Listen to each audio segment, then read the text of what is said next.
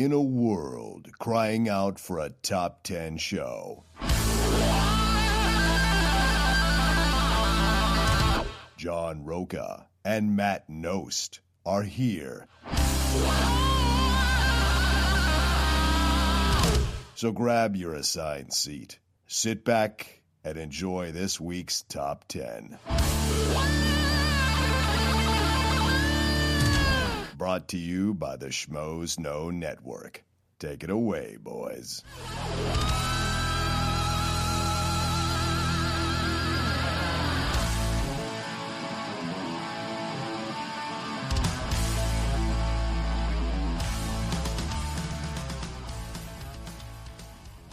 Welcome, everybody, to the latest Thunderdome episode of the Top 10 show. I like that. But if you went more guttural in the future, and then I just came over the top, Thunderdome. I actually have an audition on Tuesday at Universal Studios. They're looking for the voices. Wait, I don't want to say anything. Should I say anything? I don't know. Why are you asking me a question? None of you guys get to audition for this shit, so fuck you. But it's for... Yeah, this comes out on Wednesday. Yeah, you won't know. So you won't know in time. That's right. Yeah. So audition's on Tuesday, so this will be yesterday. It is for the voice of Optimus Prime and the voice of Megatron. Now, I cannot do Megatron. In what, though? For Universal Studios, they have a Transformer show. Okay. So you would be the voice, because sometimes the robots are outside, so you would be the voice that like, hello, Timmy, or something like that, where you'd go real deep. So I'm going to try and do it. Wow. If you can pull off Optimus, that's pretty sweet. You got to get close to Peter Cullen. Cullen's not easy. No, there's a reason he stands alone. And he's still doing it. Yeah. Like 94 years old. You can't replace that voice. That's like the old trailer guy that passed away a couple Pat LaFontaine. Yeah. In a world. In an era. Yeah. But a great voice. Yes. I mean, are you kidding me? I can't imagine walking around. It's such a hackneyed bit. Yeah. Just like, in a world. Da, da, da. But at the same time, that is that guy's voice. Yes. And he just walks around with that nonstop. That is smooth as shit. I would love that. And he wasn't even a voiceover artist. He was a copywriter. And he just did the voice in like the 60s or something for some ad. And they loved it. And from that point forward, he would copyright, and then he would also do voiceover for commercials. Double dipping. And yeah, double dipping. That's how you make your money. Yeah. It happens with animation stuff, too. A lot of these animators, like the kid from Up, was based on an animator facially, and then he did the voice. I thought the kid on Up was an actual kid. No. Oh, maybe it was an actual kid. Because I thought the story was like, I believe, like to get him animated and stuff, Right. they would run him around. But it's based, but the face, everything is based on the actual animator. Yeah, I mean, I know some animators that end up doing the voices. Yes. And some places more than others. Yeah. But it's not quite like you're writing the script and then going in and saying the words and just creating. It's like the Jack in the Box guy. That's the creator of that series. He's also the star of it, and he writes it and everything else. Directs. Does he do the voice too? I don't know. Yeah. See, I have who no knows? idea. But I don't know if I can do. I mean, like I'm not really in full voice, so I don't know if I could do the roll out. Something like you'd have to do. That's close though, right? It's all right. It's clear. I'm in the ballpark. Listen, I thought about throwing you a couple ideas, and one of them was Transformers the movie versus G.I. Joe the movie for a Thunderdome. Oh, that's not a bad idea. That's not a bad idea. That's actually not a bad idea. I had thought about sending you that last week going, what do you think about this? Because I love both of these, but I think I do have a preference. I don't want to say. Right. Our preferences don't seem to work out. No, which we're here to discuss. We haven't even got in. What's your name? Oh, hey, I'm John Roca. I'm Matt Nost. This is the Top 10 show. Hey-o. This is Thunderdome, by the way. Yeah, we had two movies to choose from this week. We gave you guys two movies to choose from. It was Days of Thunder. Days of Thunder and Talladega Nights, The Ballad of Ricky Bobby. And against our wishes... Yeah, we wanted Days of Thunder. We really did. Because it's been a while, and I remember how excited we both got when it came up on the Tom Cruise of, God, I wanted to put this on my list. Oh, yeah. Me too. Shit, I love that movie. Yeah, Dude's name is Cole Trickle. And no one bats an eye. Nope. And the other dude is Rowdy. Rowdy Gaines. It's his God-given name. This is Rowdy Gaines. I fucking love that movie. It's so bad. It's Top Gun. It is on a racetrack. Oh, way less magical, way less fantastic. But way other less times, interesting. honestly, more magical for me in Really? certain parts. Yeah. It's Trust so me, ridiculous. it fails overall in a Yes. glorious way. But it's fun. Yes, absolutely. It's so much fun. I love it for its flaws. Yes. And you could talk shit about him. He's like, I realize that, all that. If you don't have Duvall in that movie doesn't work. Duvall is the key to that movie. Everything, I've known now Rubbin' is racing since that movie, and I've used that every once and again. Somebody's like, that's not fair, and be like, Rubbin' is racing. It's a great little. Anyway, we're here to talk about Talladega. Oh wait, one more thing. I always say this to a friend of mine before. If I think he's a little inebriated, and he's thinking he can drive home, I always go, if you get in that car, you'll die. Because I'll turn that what Duvall says, because Duvall says you get in that car or you'll die. I say to him, you get in that car and you'll die. So it's my Duvall switch. You would pull off a good Southern evil. Yeah, because right there you had a nice little lilt of me and a buddy. He's from Kansas, and I've lived all over. I got family all over the South. Yeah, so I've heard a lot of Southern dialects, and he and I sometimes just break in. Oh man, what's going on, buddy? That's more your dumb Southern, you know what I mean? But if you're going down to Texas, you draw them words out just a little bit more. Oh yeah, and it just overall, there's different patterns overall. Right. Fucking, I love that. But you'd have a nice deep Southern. Oh, thank you. Well, speaking of Southern accents, the winner was Ricky Bobby. Yeah. Talladega Nights. Nice segue. There we go. A lot of Southern accents in that film. I rewatched it again this morning. I have the uncut version. I watched it in 30-minute chunks over the past couple of days. Gotcha. I would say don't watch the uncut version. It is not as funny as the... Really? I just watched the original release. Yeah, the original is great. The uncut lets them embellish way too much on the dumb jokes, and you lose the movie. You lose the movie. Because they start to... You can see them half smiling, and they're trying to push the buttons of what to joke about. Well, I mean, it's take it too far. Yeah, might as well throw it in, because basically it's the old DVD extras, and now they just put them in the movie. Yeah. And be like, this was the uncut. Be like, all right, well... Some of this was cut for a good reason. Right. So you guys overwhelmingly chose this one. It wasn't even close, it seems like. Nah, last I counted. Yeah, it was 3 to 1. Yeah. Maybe even 4 to 1. All right. So we're going to talk about it. Will Ferrell. Ricky Bobby. And John C. Reilly in both films, Days of Thunder and Talladega Nights. He moved up from the pit crew to driving his own car now. Which he did in this movie, too, in the beginning. He's on the pit crew still. Who do you got? Michael Clark Duncan. You have Gary Cole, Jane Lynch, Amy Adams. Who's the blonde? She was in Iron Man 1, I believe. Oh yeah. I can never remember her name. Yeah, because she doesn't work that often, so I don't see her. Yeah, I don't see her that much. I mean, she does in smaller stuff, but you don't see her usually take the lead in stuff. She doesn't pop up, as much as you would assume given her placement in this. Be like, she probably did a few of these, and I'm struggling to think of one. Yeah. Oh, Sacha Baron Cohen's in this. Yeah. Andy Richter. Andy Richter. Yeah, Leslie Bibb is the blonde. Leslie Bibb, there you go. Bibb, yeah. But yeah, all those people, David Koechner's in it, Molly Shannon, Jack McBrayer from 30 Rock. He plays the same character he plays on 30 Rock. Rob Riggle does an occasional thing. Yeah, he's the cutaway sports anchor. Yeah. Gary Cole is so good in this. Gary Cole's fantastic. And my favorite parts are, what is it, Walker, Texas Ranger, TR. Oh, yeah. The two kids? Yeah, but TR, the younger of the two, every line that kid spouts for the most part fucking slays me. And I don't, the problem is he's saying it in a way that it seems like he knows the words, so he knows where to accent, but other times it seems like he doesn't, and I don't fucking care. No, it doesn't matter. He has some of the best goddamn lines in it. I'm going to scissor kick you in the back of the head. And the way he speaks, the way his southern drawl comes out, is great. Like, Chip, I'm all hopped up on Mountain Dew. And the way he goes, "Dew," just throws it at him. That one gets me. I'm going to come at you like a spider monkey. Spider monkey. The moment when they're on, when they've been domesticated by Jane Lynch later on in the movie, and they're sitting out on the front lawn or standing out on the front lawn. Oh, with Gary Cole? Yeah, and he said, someone didn't love you enough when you were a child. And he goes, that's about right. And the little kid goes, tragic. That just gets me every time. And then Gary Cole hands him the beer. That was a good observation. Hands him the beer, the empty, that's worth a nickel. Basically, he was going to throw that on the ground anyway. So now he's giving you validation in the form of recycling value. Gary Cole's fucking kills me in this movie. When he finally shows up to the race and gets the 2 tickets. Yeah. And earlier on, it's a soft moment. You think it's a beautiful moment. It's great. He turns around. I got 2. Just $60. Stays so true to the character. Yeah. I mean, flipping out at the Applebee's, the stuff with was it a cougar? Was it a cougar in the car? Yeah, the cougar in the car, and you got to get over his fear of driving, drive blindfolded. But this was great about. Listen, I love this movie. It's a stupid fucking movie, but I love it.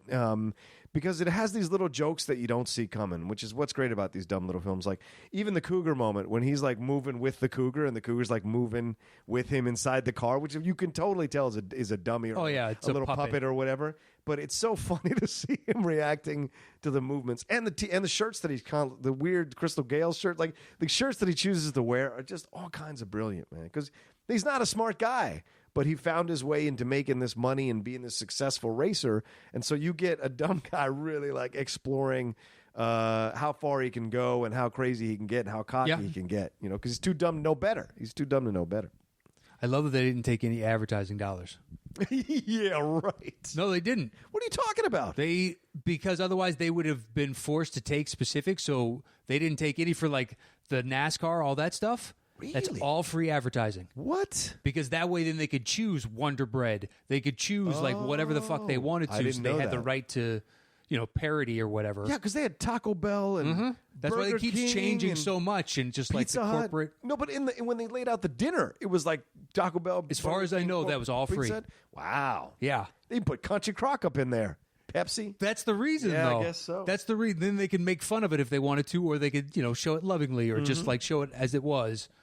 Yeah. And it was nothing. You're used to it in NASCAR, which I hate the fact that it looks like the patch is coming to NBA jerseys. I fucking hate it. Oh, yeah, that's coming from Europe. But it's coming. Yeah, it's coming from It's Europe. coming. After the All-Star game, they saw it, and they're just like, yeah, it's just little. It's tiny. That's how it starts. You take an inch. That's right. It's going to end up like soccer. Oh, yeah. Or just like, whatever. Chevrolet. Ford. Yeah, it's just like, oh, fuck. Yeah, well, and they kind of make a joke about that when Ricky Bobby has that Fig Newtons logo across his windshield. But I do love Fig Newtons. I mean, if you're I think the best product placement joke was when he's saying grace, and he goes, "I'm contractually obligated to mention every grace Powerade, That's right. and its delicious new whatever flavor coming out." That's a great fucking joke, and just you're hammering, but to put it there, you have sponsorship in that no one is ever going to see, but you sponsored everything else in your life because you'll take the money. That's right. It's such an interesting combination of actors too. I mean, Michael Clark Duncan, not really known for comedy. No. And then you have Amy Adams just at the beginning of where Amy Adams is becoming a thing. So, I think Junebug had come out a couple of years before, and I'm wondering if this was before or after Enchanted, but she was like just becoming a thing. That's a good question. Yeah, I mean, because she's not a big part of the movie, but she is an integral part of the movie in that she's his assistant. Well, I mean, but then she ends up becoming his love interest at the end. Yeah, nobody's got a big part outside of Will Ferrell and John C. Riley, right. Well, and Sacha Baron Cohen. He's in it a lot more than you think. Yeah, but not on a like revisit. Well, yes, more than Amy Adams. Yes. More than his ex-wife now at that point by the end of the movie. Oh, yeah, Leslie Bibb. Yeah. More than a lot of others, Sacha Baron Cohen, but at the same time, it's pretty much Will Ferrell and John C. Reilly. Yeah. But a lot of Will Ferrell and then other people. Right. Because then Jane Lynch doesn't come in till the divorce happens. Yeah, exactly. Right. And then Gary Neal isn't in there, or Gary Cole, rather, isn't in there until... I know, more basketball. That's right. Basketball's on the brain. Gary Neal, yeah. Trust me. He's trade deadline threes. And all that. It's been nonstop basketball. They had on the extended version. They have one bit that I liked. Everything else was too much, but they had one bit that I liked where they had Ed Vernon, character actor Ed Vernon, who's he's played a villain in numerous things. He's kind of like he's almost like one of those that guys. He looks like the Vulture. He almost looks like the Vulture from Spider-Man. He's like bald and he's got the jagged nose and he's got he always talks weird. Hey man, so they have him as a sideline NASCAR reporter going into the stands to talk to fans, and every person he picks out is not who they're saying it is. because he's like, "Hey, this is John Burns. I'm here with Kenny Rogers," and it's this old Filipino dude. And he's like, "Should Ricky Bobby have come back to the race so quickly? Ricky Bobby is competitive. If he wants to race, he should race." And it goes, "That's me, John Burns, Kenny Rogers." And they come back to the three guys in the booth. They're like, "Okay, that is so not Kenny Rogers." And the other guy goes, "Yeah, it's not even close." So they go back to him, and he goes, "Yeah, I'm here with Larry Bird." And this is black dude with dreads and sunglasses. He goes, "I almost didn't recognize you with the sunglasses on, Larry. What do you think about what's going on the track?" And it's just so brilliant. And how many times do they go back? It's like 2 or 3 times. And then the last time the guy goes, "I think he's having a stroke." He says to him, "I think he's having a stroke." At what point does that come in the movie? It's like it's in the last race. Okay. It's in the penultimate race at the end of the movie. So it's that scene is worth it. Everything else is just embellishing what has already been there, and it's like it kind of throws the rhythm off. They made the right cuts. Yeah, so you can see the extras that they made the right cuts. What did you think about it overall, Matt? Is this one of your favorite Will Ferrell comedies at all, or do you not like it? Or do you not think it's wow? That's the only 2 choices. Well, is it one of your favorites of all time, or do you fucking hate it? I'm giving you a spectrum. Make a choice. I'm giving you a spectrum. I don't know. That spectrum seemed polaristic in that there are only 2 options. Well, it's fair enough. Or somewhere in between. Or did you think it was this? Make a choice. I like parts of it. Oh, so this is not one of your favorites? No, I mean I like it overall. It's a fun film. Yeah. But I like other Will Ferrell better. Yeah. I mean, Anchorman. You love Anchorman.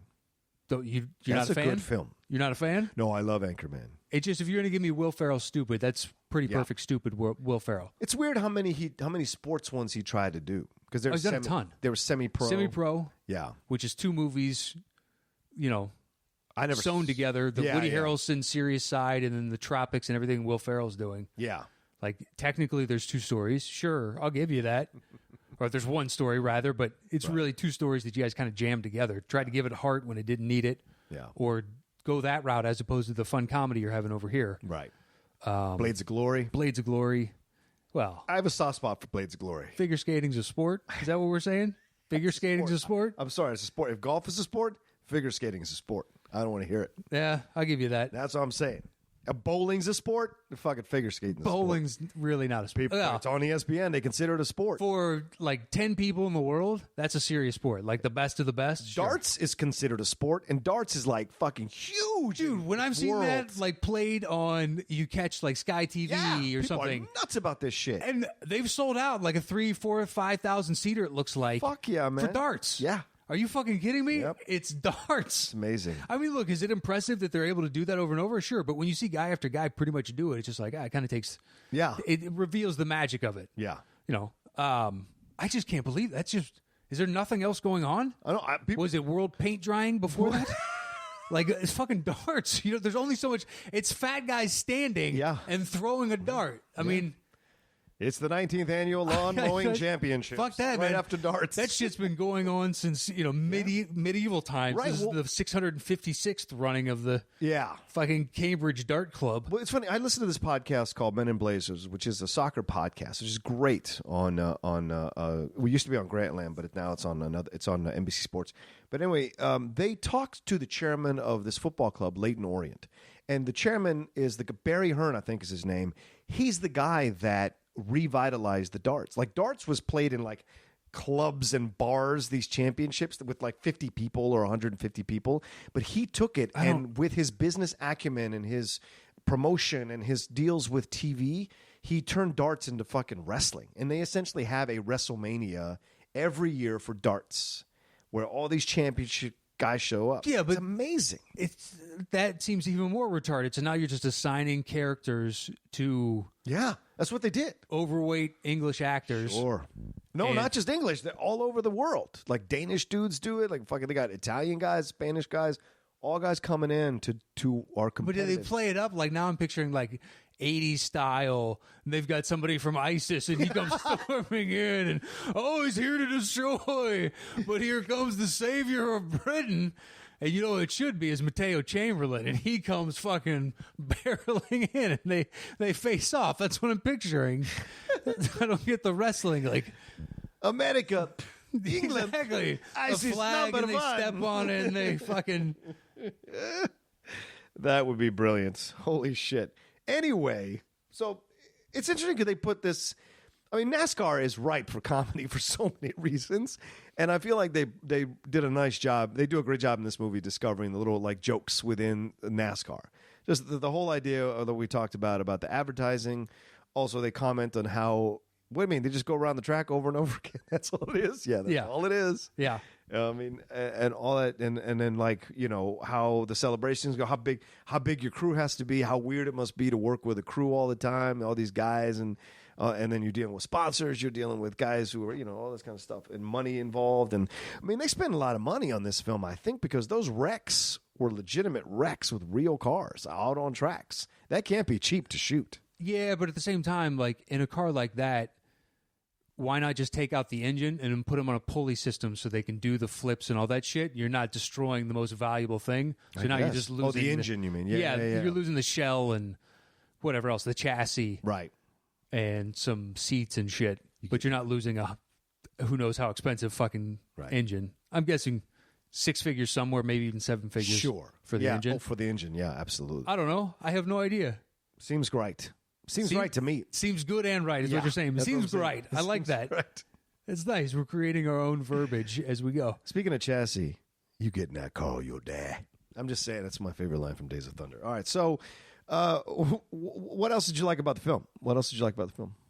I mean, other than like the small, like, Will Ferrell's really good in it. Yeah. But I do tend to gravitate when I rewatch it this time. Was to Cole and to the kid, and to like specific parts that I fucking enjoy and still makes me laugh. Oh yeah, impressively so. And it's a fun film. Yeah, and it ends where it should, where it's like altruistic, and the stupid Sacha Baron Cohen wants to be beaten, so it gives him an excuse to finally retire. Right. Just like, okay, sure, Ricky Bobby, and it sets up the accident that takes out the entire rest of the field. When you see it, you're like, that's perfect because it's so absurdist and stupid. Yeah. And it just lets them finish out so the movie can finish out how it's supposed to, because this isn't fucking real life. This is, we're making a movie. It's fantastical. Exactly. We're here to have fun. Yeah. And this is, of course, how we're going to end. It's interestingly, though, watching it now, it's at times kind of homophobic with their reactions to Sacha Baron Cohen. Although they make him the superstar and he becomes the... They're like real turned off by his wanting to hold hands or touch them, or because like all that stuff. It's interesting. Not that you should be if you're not inclined that way, but it's interesting the way it plays out. I don't know if they would do those jokes now, because in the environment we're in now. I still think they would. You really? I think get away because I haven't seen a gay joke in a film in quite some time in the last. But it wasn't. Years. I wouldn't say it was over the top, disrespectfully gay. Right. Like, in a way, no, because in film, sometimes gay can be every stereotype you've ever thought of or ever heard or whatever else just thrown up on the screen and going, this is totally how gay people are. Right. And this showed them just as absurdist as, like at the end when him and Ricky Bobby, Sacha Baron Cohen, I can't remember the character's name. Oh, Claude. Okay, it was Claude? Yeah, Claude something, yeah. Yeah. When they kiss... And he's like, you taste like America, which makes no fucking sense. And then Ricky Bobby, though, that is the ultimate compliment. He's just, thank you. Like, you can tell he's genuinely proud in this moment that he tastes like America. Right. And it's just as stupid. If you're going to bitch about, they take shots both ways. That's a good point. Yes. It's everyone. Yeah, Will Ferrell is an idiot savant. Yeah, there's no smart person in this whole thing. Everybody's an idiot. Even the technically the owner of the team who should be smart is just a vindictive little shit. Yeah. And Molly Shannon's got a couple of good moments. Oh, she really does. Like when talking about when the cars go by. This is why I love the racing. I feel like coming up my lane. It's so... Jean Girard, that's his name in the movie. Sacha Baron Cohen. But I like... There's two very funny parts for me. The thing about the legs, where he thinks he's paralyzed. Oh, I forgot about that, yeah. Stabs the knife in his leg. Well, then they put the second one in. Be like, you got to get it so you can dig around, open up the wound a little more. Now there's two in there. That is a great part. I forgot about that part. And I love how Michael Clark Duncan, because Will's all pissed, and he's like, I hope you have beautiful boys who grow tall, and then they get their legs taken out from them, and he's like, don't you put that evil on me, Rocky Bobby. All that shit. And then when he's on fire with the invisible fire, that's That's just everything. See, that one never. I remember seeing it in the trailer, Really? and then by the time I got to the movie, I was like, "Yeah." Oh, it still gets doesn't. me. Really? Still gets me, man. That and the cougar never did anything. Well, just the first time you see the cougar, Yeah. because they use that in the trailer, Right. It still got a great reaction in the theater that I was in. How about crashing into the house? Is that funny to you at all? He's No. blind doing this. I know where it's going. Yeah, You know, it's like bing, bing, bing, bing. He pinballs and then hits over. Yeah.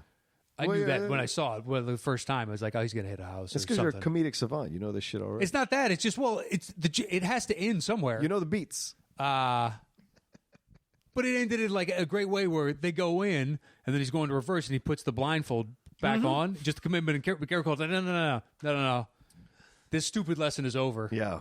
And then cut there. Yeah. Like that I appreciate. It's like, okay, I don't think I've seen that take on that joke. Right. The Invisible Fire thing works with the jokes he's making about Tom Cruise and Oprah Winfrey and all the different things.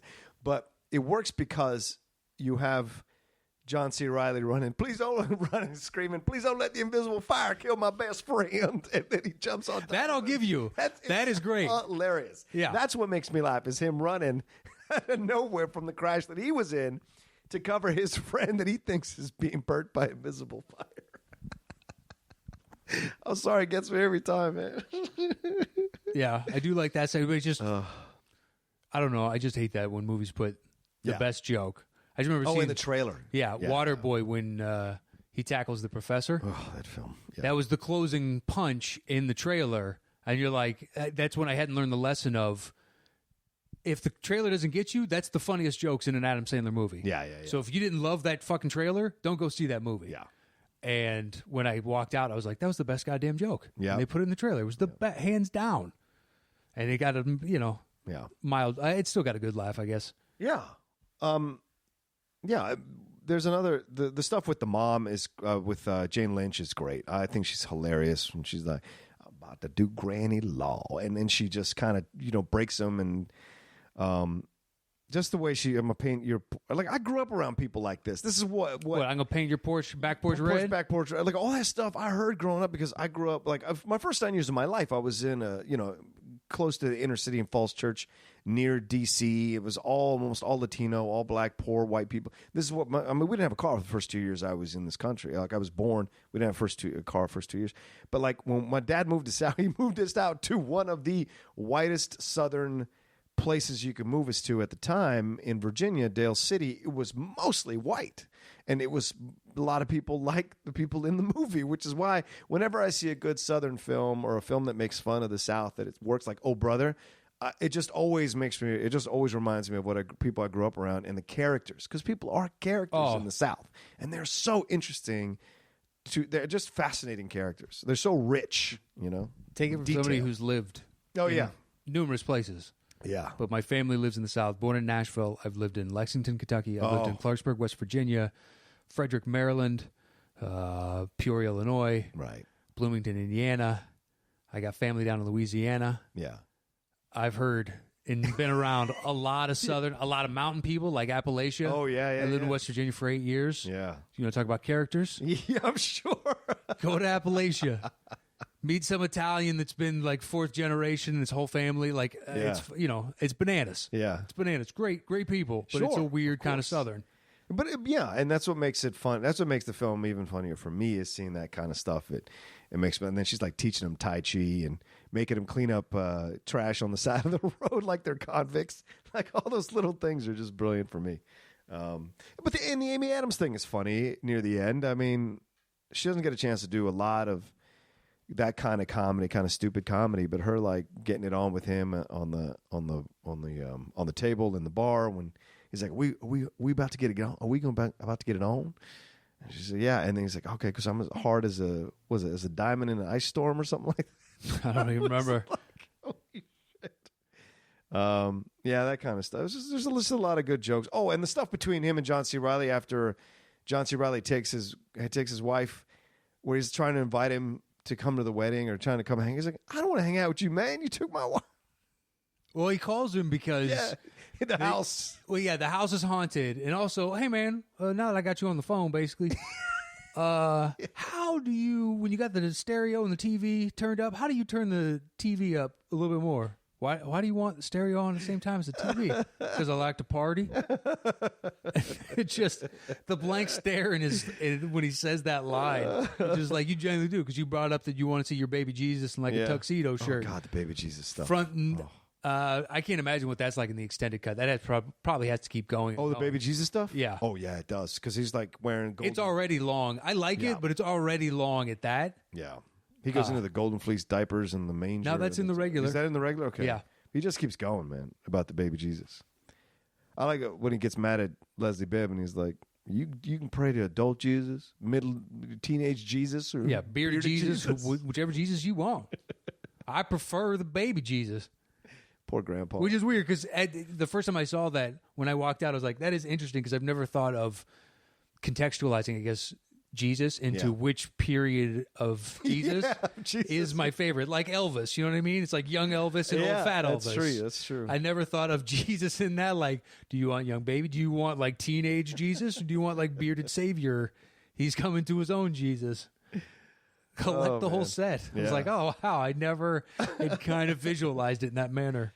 It was fun to revisit the movie because it had been a while, at least a year since I've seen it. Yeah, 3-4 years since I've seen it. So it was nice to go back. And you're right, Gary Cole is the best part of that movie. He really, and Will Ferrell's great. He never violates his character. Yeah, no, he doesn't. He's really great about it. I don't know if that was his choice through improvisation, where they were just like, this is where we need to end. However we get there is fine. Yeah. And he was allowed to do that just because, like, I'm sure the getting thrown out of Applebee's was in the script. Yeah. At least I hope it was. But shit like that, where it's just like, yeah, it makes sense. This guy is fleed. Yeah. And it's got that twinge of reality to it, too, because of the dad thing. Like, some men are built that way. They can't handle shit going well because they don't function in an environment where shit's going well. They can only function in an environment that shit falls apart. That's just how they're built. It's also because he was a 17-year-old kid who knocked up his mom in the women's bathroom of some, restaurant or something. His girlfriend, right? Not, he didn't knock up his mom. Oh, I'm sorry. Knocked up his... Well, now I was already thinking of Jane Lynch as the older woman. Yeah, right. It's just like, not his mom. Yeah, obviously. Hello. As another girl, and they were both 17 in the bathroom of it's not like they made a good decision. That's right. So this guy doesn't make, obviously, good decisions. She might have. Who knows? She did. Yeah. She raised him. Yeah. But... The shake and bake, man. Shake and bake. Shake and bake. I like the Magic Man as a character. Now you see me. Now you see me. Just the over-the-top hand gestures. Now you don't. Is you just Mags? You didn't think of it. No. Shake and bake? No, not anymore. Now it's Magic Man and El Diablo. What does that mean? It's like one of them Spanish chickens. Going to the claws? Yeah. So there you go. I think we've. Is there anything more to review about the film? I think we've kind of. No, it's fun. If you've never seen it, it's a good Will Ferrell movie. Welcome to the spoilers. If you've never seen it, thanks for listening. Did we give a spoiler on the other Thunderdome? But that's all right. People should know by now. Do you want to do Transformers G.I. Joe? Or do you think that's too specific to our age? Where like there's a bunch of people that haven't even seen it. So no, I think there are a bunch of people that have seen it. I definitely got a horse that I would pick because I've watched both of them in the past like 3 years. I haven't seen either one in 30 years, maybe, since I was a kid. I got it on a kick of it one night. I was like, oh, yeah, that movie. And then I was like, oh, yeah, that movie. I watched them back-to-back nights. Are they available? Okay. I can get you a copy. Yeah? Yeah, I get you a copy. Right, let me see if it's on Netflix or if it's around. What do I feel like we're illicitly dealing drugs? I know a guy. Trust me, I know a guy. Hey, what do you need? I got to call a guy in Taiwan, but he can get me anything I want, whenever I want. I bet I have enough friends in the geek nerd world who have it sitting around their houses that I could borrow it. Well, I think I've got Transformers digitally. Yeah? Where's? Oh yeah, you and the digital thing. It's easy, man. Look, I have it now, and it's sitting. It's your obsession. It's literally taking up a collection of ones and zeros, which weighs next to nothing. Did you see that circular disc where they can 5D implant an image? It can hold up to like 13 terabytes of information on something that's like a little bit larger than a quarter. What? Yeah. Wow. Just some firm, I want to say it's out of England, announced it last week. Like 3 years ago, they showed it, and it could hold 250K or something, something minute. And now it can hold all of the literature from this time period in like one little disc, and it won't degrade for 1.5 billion years. So basically, it's forever. Okay. They're like, wow, that's technology. That's crazy. And it's just been etched in the glass, so when you read it with lasers in a 3D way, it transmits the information. And it's like a lot of movies on that. Fuck. Every movie ever made would be on that, easily.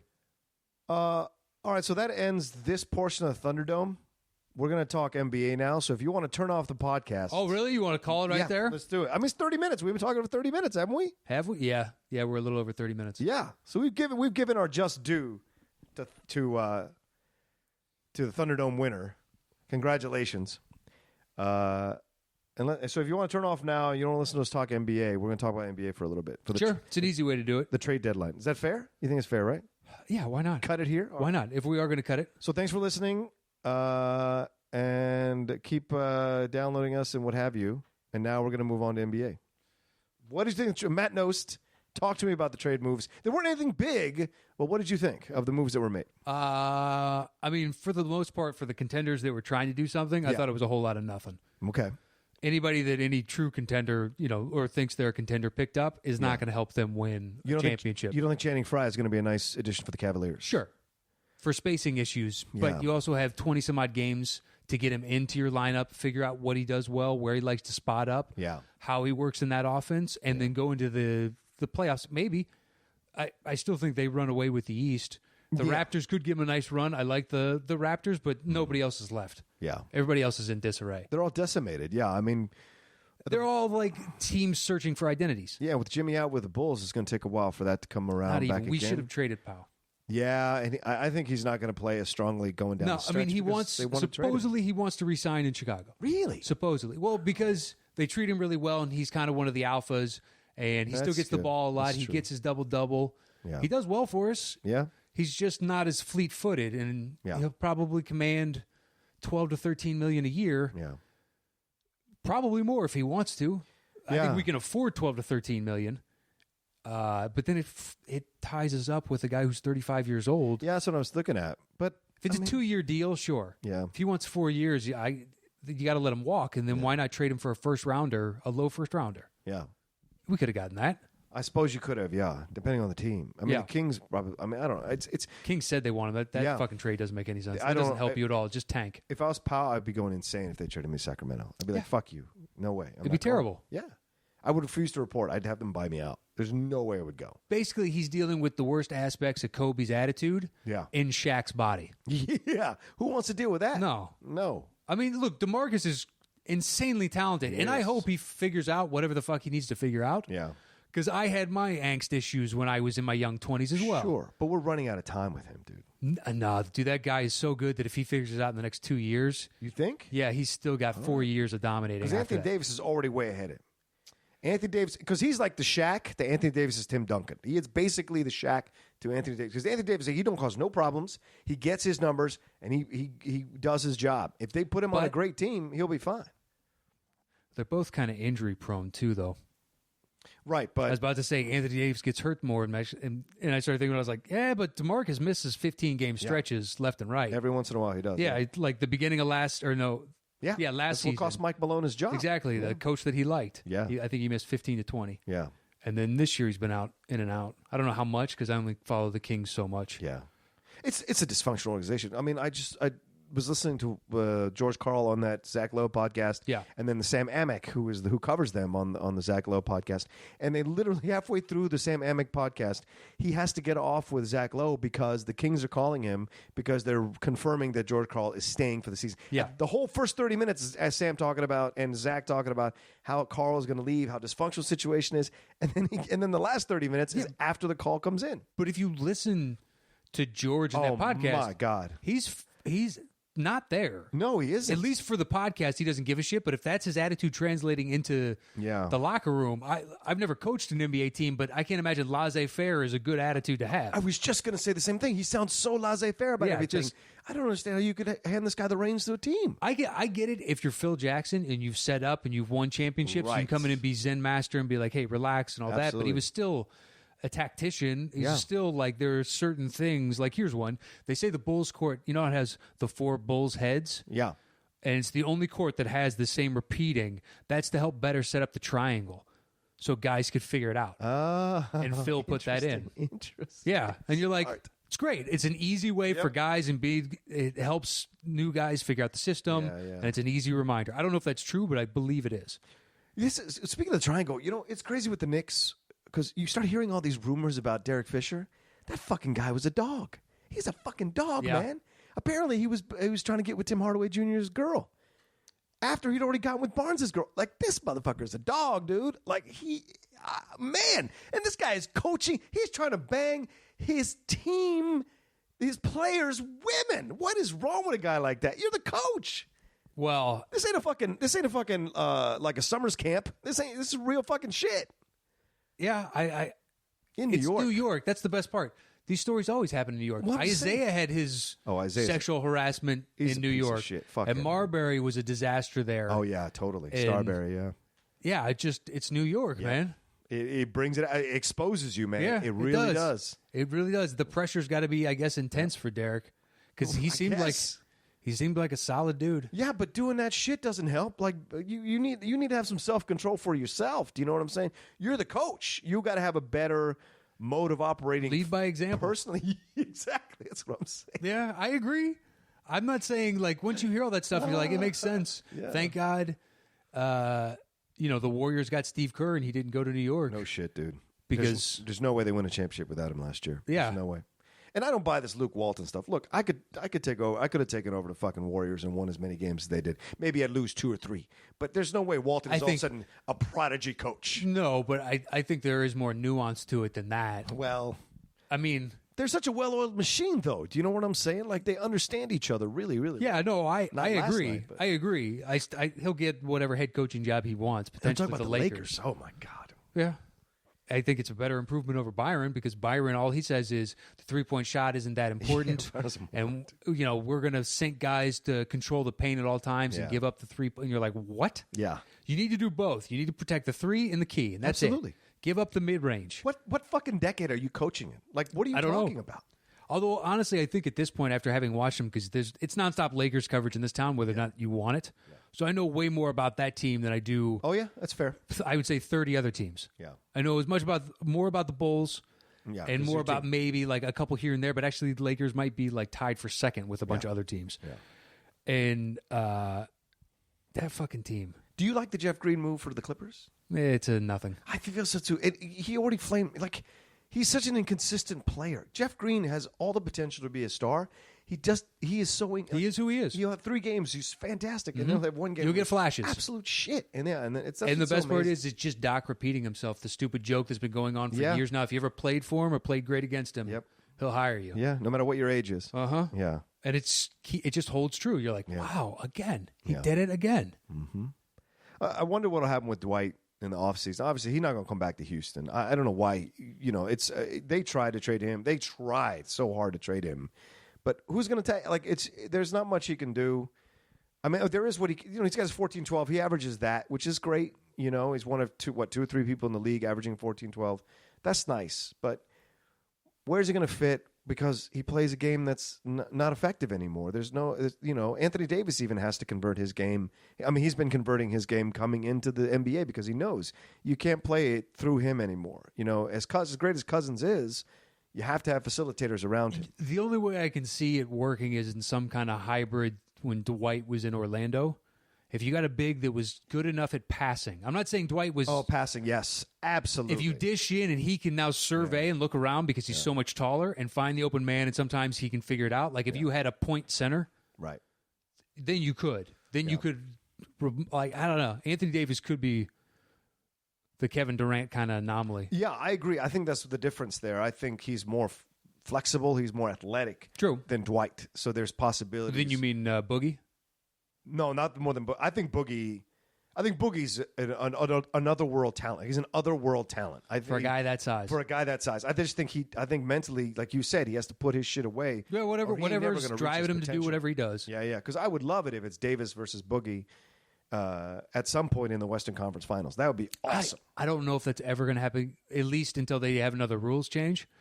Because centers are a dying breed. Right. So to have 2 guys square off for that and like be the focal points of their team would be tremendously impressive. Yeah. Because I just think the league is shifting completely away from it. Yeah, and you can tell that. I mean, what happened with Boston, it's even more so. Like David Lee, they bought him out because they got no place to put him because his game doesn't work. He can't stretch the floor enough, and he's a shit anymore. Defender. Yeah, his game doesn't work anymore. Although I don't know how good I'd be against 7-footers either, but that's true.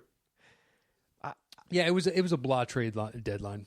I don't understand what my Wizards are doing with Markieff. I don't know why we picked him up. I don't know what he's supposedly going to bring to us that we didn't have with Humphreys and the other. Like, yeah, he'll give us an extra few points, an extra couple of rebounds. I don't think it'll be the difference for us in any way, shape, or form. Nope. The coach is the problem. Once we get a Randy Whitman, yeah, Beal gets hurt. That's always sucks. Every year he's getting hurt. I understand that, but now he's going to want a max, right? And they're going to pay him. He's not worth a max. I agree, not yet, but they're going to pay him. There is no not yet. Like, look, listen, Beal sign a 2-year deal then. Yeah, that'd be fair. And then if you can give me 2 healthy years, now you're under a cap that's still as big as this one. It's not the cap a year from now. Right. Is going to be the big boy. Yeah. So if you want to even bet even further, sign a 1 year, and then you can sign a 4 year after that. Exactly. They're talking $92 million for the cap. That's insane, man. 91 to 92 million for the cap for this season. Yeah, upcoming for the next season after that, it jumps to 100 and something, and then it starts to retract a little bit. Yeah. So the high water mark is not this, but next. That's why everybody thinks that Durant will sign his 1-1. Yeah. So then he times up with Westbrook and Ibaka. They all hit free agency at the same time, but they're also timing it with the salary cap rising to its highest mark for the next few years. Yeah. Just like, man, that guy. I know we had a discussion about it off air a couple weeks ago where that guy manages to squeeze in a larger contract because it technically came before the last CBA, so he's entitled to a kicker. And they had to vote on it, just like he already benefited there, and now he's benefiting the timeout. Like, good for you, Durant. Yeah. That's fucking great. Somebody's got to hit that lotto. Might as well be a max guy. Yeah, that's how you play. It's smart. Yeah. It's smart. Good for you. Anything other NBA? No, we could keep talking all day. Okay. So I don't know how long we're going to make it.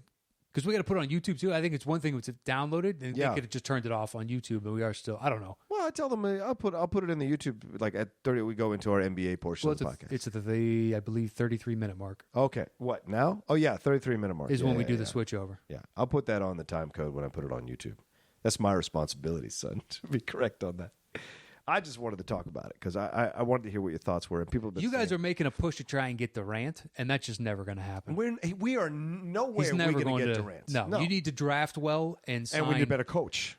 Yeah, and figure out how to put a team around Wall because I believe Wall could make a contender. Wall is great. It's hard to see anybody win a championship until they win a championship, unless they're like transcendently good, like LeBron, and be like, this guy is going to win one day, just inevitable.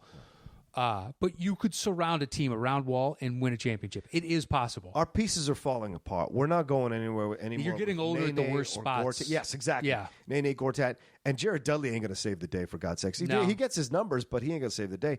I mean, the people that we have on the team now are like a bunch of journeymen and then occasional flares that do nice work.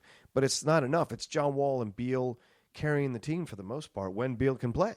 So it's just frustrating to see that because... Can you imagine if you had like McCollum for Portland as your running mate for Wall? CJ would be great. Because I think personally Wall is an upgrade over Lillard. Yes. Lillard, I think, has a great clutch shot gene, which is great. And those guys are so much fun. Yep. Like last night when he scored 9 points to tie his record for best ever, then break it, and then fucking end up right near where he finished the game. But it was in 1 minute.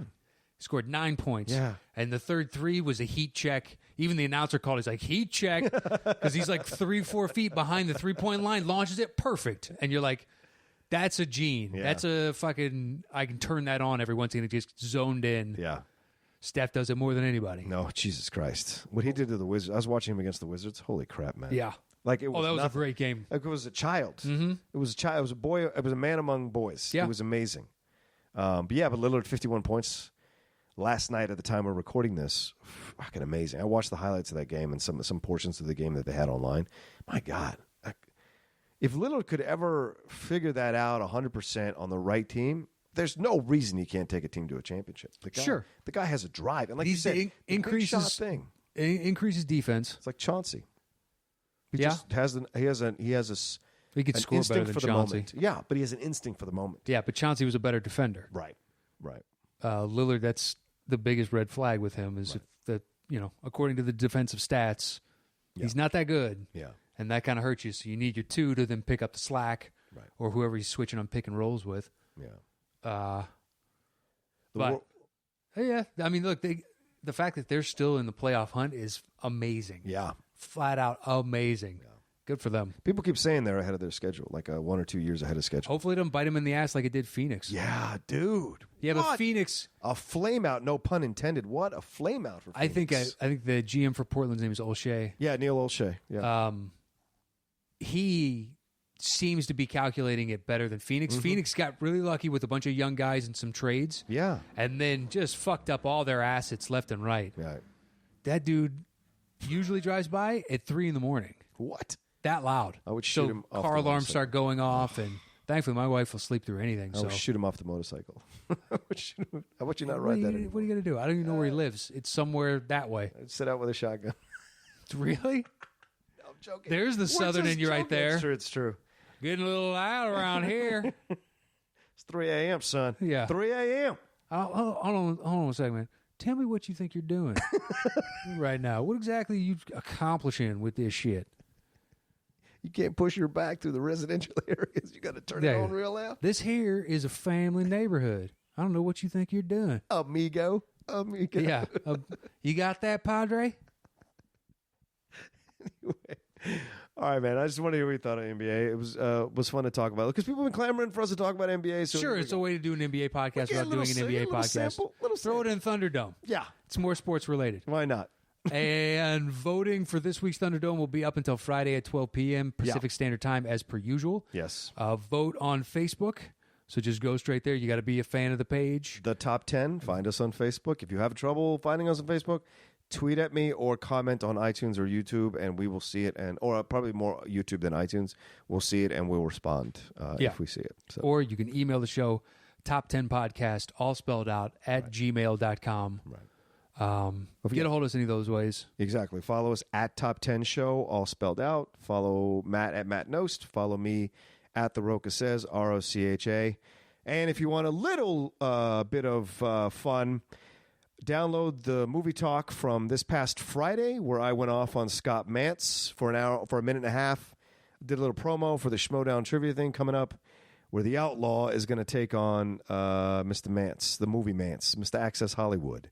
We'll see what happens when I take him to pieces. So, but we might also tune in next week because we have potentially a special show for next week. Yes, very special. Hope you enjoy it. Special guest. Thanks for everybody for the comments on Hal Rudnick. We enjoyed that very much. Yeah, it's great having Hal on. He was a great guest. It's great, fantastic. Can't wait to have him back on for Westerns. I think that'd be great. I know. Probably need to look at what Westerns are coming out eventually. If any of them have buzz and be like, all right, there'll be a Western buzz. Let's do it that week. Yeah. We could also do time period Westerns too if we wanted to. Ooh, we want to split the atom even more. Yeah, because we're going to be doing the show a while. We always see, hey, Hal, what's your favorite time period in Westerns? Yeah. It's this decade. Right. And for those asking and clamoring about the Collider merger with Schmoes, no, we are at this point still figuring it out, negotiating and seeing if we're going to be on the Collider network or what's going to happen, but we'll figure it out. Yeah, we'll figure it out. So just let you guys know. We're figuring it out. Once we know something, you'll know something. Yeah, exactly. Or you might know at the same time. I don't know. That's right. Because some people seem to have some insider information. Yeah. So I don't know. Things are getting leaked. Who's leaking stuff? I don't know. I'm just saying there should be a whistleblower. Or maybe there are whistleblowers, and they're trying to make sure the system isn't rigged. That's right. I don't know what would be rigged in favor of for or against. Yeah. But it fucking better not be. There we go. Look at you. Sure. I miss my calling. Yeah. I could have been a political activist. Perfectly. Yeah, I can rally the people to a cause. No problem. I'm Gandhi. I just don't have my seeds or my salt yet. Was it salt or seeds? It was salt, wasn't it? Because they had to pay a salt tax? It was salt, yeah. Yeah. Seeds, I think, was another one that came like 20 years later. Yeah. When Monsanto came in and said, it's one of those companies. You had to buy our specific seeds, and they were going to make it so they died off, and the plant didn't create any seeds, so you couldn't get it for future generations. So all the people of India just started collecting all their seeds and kicked Monsanto's ass that way. Good for you. That's fucking great. I can't imagine that. How long that took. Good for you. Good for you. Good for you. Good Don't for take you. any shit, Spider. Yeah, exactly. Good for you. Here's an extra 20. Nice job. And then fucking Spider dies. Like all political activists. All right, there we go. That's the Top 10 show, Thunderdome. Thanks, everybody, for listening. That's it. Bye-bye.